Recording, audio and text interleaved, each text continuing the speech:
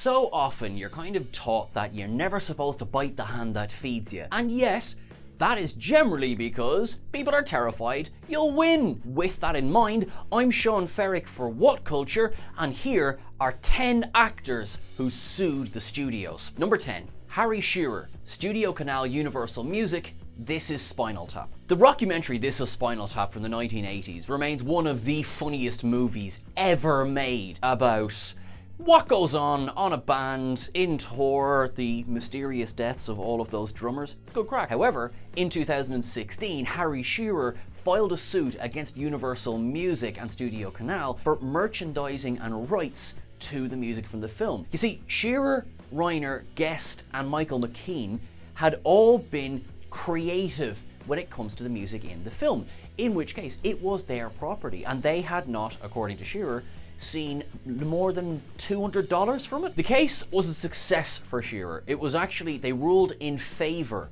of this team. Now that meant that the rights for the music reverted to this creative team, which means it's possible we might get a This Is Spinal Tap 2 at some point in the future, but it also meant that they rightfully started to get revenue from the work that they had created. Number 9, Timothy HEARL, Netflix, Stranger Things, The Drive-In Experience. In 2020, actor Timothy HEARL filed a suit against Netflix, citing issues in terms of safety on the set of the Stranger Things Drive-In Experience. This was a tie-in to obviously go with the show, and particularly they had recreated some scenes from the 3rd season. Initially, HEARL was cast as a Demogorgon, but when he started to talk about his worries about some of the safety measures on set in regards to COVID-19, he was abruptly changed to cast member in hazmat suit, according to his complaint. Then, once he started to bring to light the fears that people had about carbon monoxide poisoning from being so close to all of the cars at this drive-in experience,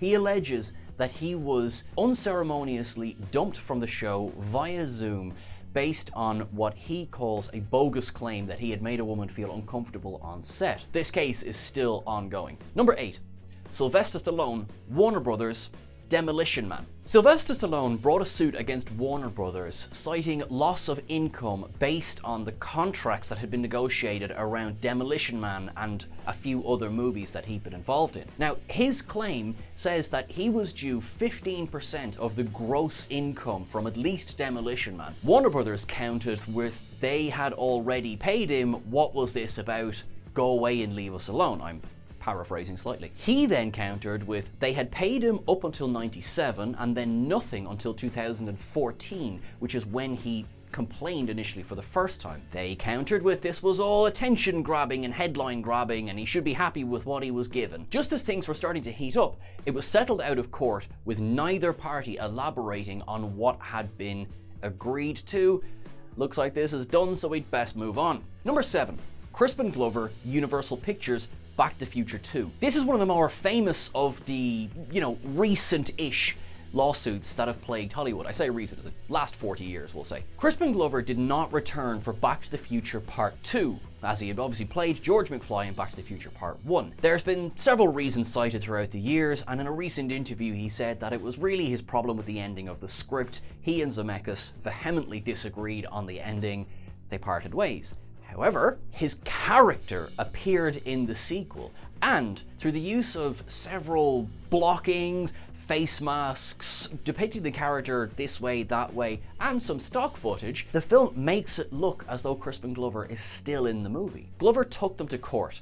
Not only did he win, but there is also now a clause in actors' contracts that prevents this exact thing from ever happening again. So Glover did not just win for himself, but he also struck a victory for all actors in the industry. Number 6, Robin Williams, Gold Circle Films, Cop Out, A Couple of Dicks. This one, unfortunately, did not go the way that the Robin Williams estate wanted it to go, because Robin Williams alleged that he had been on a pay-or-play deal when it came to the making of a film, A Couple of Dicks.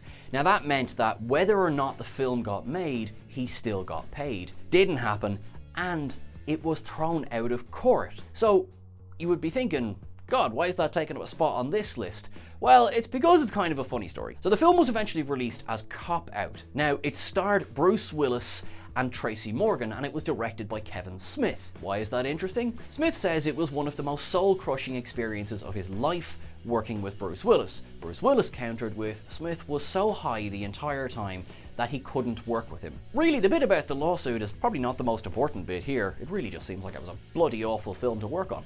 Number 5. FAIZON Love, Universal Pictures, Couples Retreat. FAIZON Love might be most recognizable to people as the gruff boss in Elf, but he was also in the 2009 film Couples Retreat. You wouldn't know that if you had been looking at the posters overseas. And that is where this lawsuit stems from. Love brought a case against Universal Pictures saying that all people of color had been removed from promotional material overseas. Initially, things looked like it were, it was going to try to be a quick fix. Universal Pictures said, look, we'll get rid of that poster, the one without him in it, and also they will give him, career-making roles. Be grand, love, be grand. Didn't happen. And in fact, his complaint alleges Universal straight up lied to him. Now, things were getting pretty serious. Love was trying to fast-track depositions from other witnesses.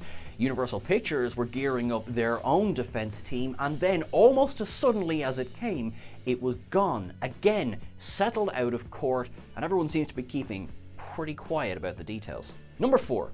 Terrence Howard, 20th Century Fox, Empire. This one's a bit of a weird one. Terrence Howard brings a suit against 20th Century Fox and Empire for the use of his likeness in promotional material for the show Empire. Initially, Fox counters with, in your contract, you signed the rights to your likeness for promotional materials for this show over to us. What's your problem? Howard countered with, that's right, I did. I'm paraphrasing everything.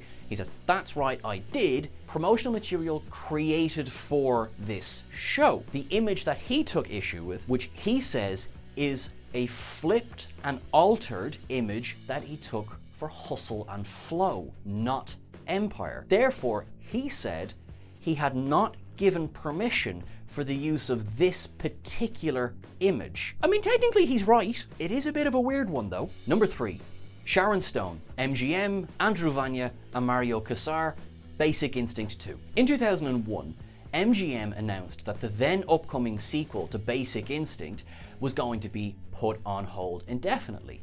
The same day, star Sharon Stone filed a suit against the producing team in the studio saying that she had been promised $14 million for taking part, and also as part of that $14 million, she was suing for lost revenue for projects she had turned down so that she could appear in the film. Now, MGM had countered with, basically, once Michael Douglas had passed on returning for the sequel, they were convinced the film was dead. They thought Stone was not enough of a box office draw at that point that they could guarantee Basic Instinct 2 was gonna be a success. Besides, they also said that the producing team had moved on to other projects, which at the time was Terminator 3. The film did eventually end up getting made. That is effectively how Universal got Stone to drop the lawsuit. However, judging by the reviews of that film, don't quite know if we can call that one a victory. Number 2, Scarlett Johansson plus others. Now, the news is coming out that Scarlett Johansson has sued Disney for loss of earnings over their decision to release Black Widow on their Disney Plus streaming service as well as theatrically. This, the lawsuit claims, has directly led to Scarlett Johansson receiving far less than what she was originally promised in her contract because her salary was said to be based on box office receipts. Now, Disney have released quite a scathing reply to this, which basically says it was, poor form to sue over this in the current climate. However, this has kind of opened the door a little bit to some more news that's coming to us now. Apparently, John Krasinski and Emily Blunt are seeking to basically get compensation from Paramount over what they feel is lower than expected salaries for A Quiet Place 2, which of course was meant to go specifically to theatrical release, and now it's available online. Also coming out this week is that Gerard Butler is suing over his 2013 film Olympus Has Fallen in a case of alleged Hollywood accounting he feels that he is down 10 million in profits from the film. Now, of course, with all this happening, this could then just be the floodgates opening. Former reporter for The Hollywood Reporter, Matt Belloni, has speculated in a recent newsletter that Emma Stone may be the next one to sue Disney over lower than expected box office receipts and salary for her film Cruella, which, despite doing very, very well with critics, obviously has pulled in slightly less than expected. It seems like it's a fairly crazy time to be an accountant in Hollywood at the moment. Number 1, Olivia de Havilland, Warner Brothers, the studio system. Olivia de Havilland is the original boss when it comes to Hollywood. She was, until her death in 2020, the last surviving true star of the golden era of Hollywood. She, in the 1940s, successfully brought down the studio system that had really not been working in actors' favors. Specifically, she had a massive problem with the way contracts were negotiated. California Labor Code Section 2855 stated that over a 7-year period, whatever the studio wanted you to do for 7 years, you were at their beck and call. Now, in the 1920s, 30s, and 40s, Hollywood lawyers had successfully managed to interpret that law to say it was 7 years in total. What's important about that is that they wanted 7 years, 7 times 365 days of work out of the actors. In a perfect world, nobody works 24/7.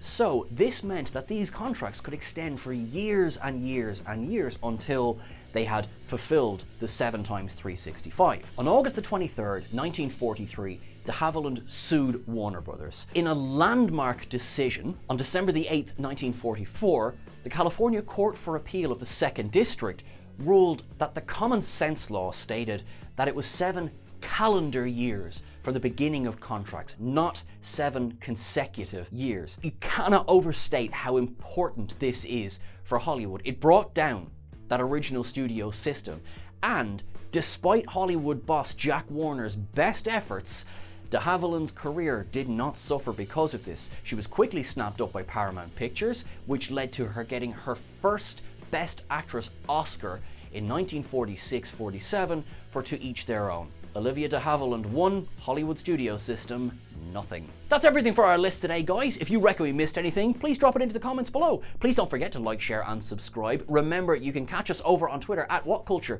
You can catch myself at Sean Ferrick on Instagram and Twitter. Whatever you do till I'm seeing you again, guys, look after yourselves. You're all awesome. Thanks a million.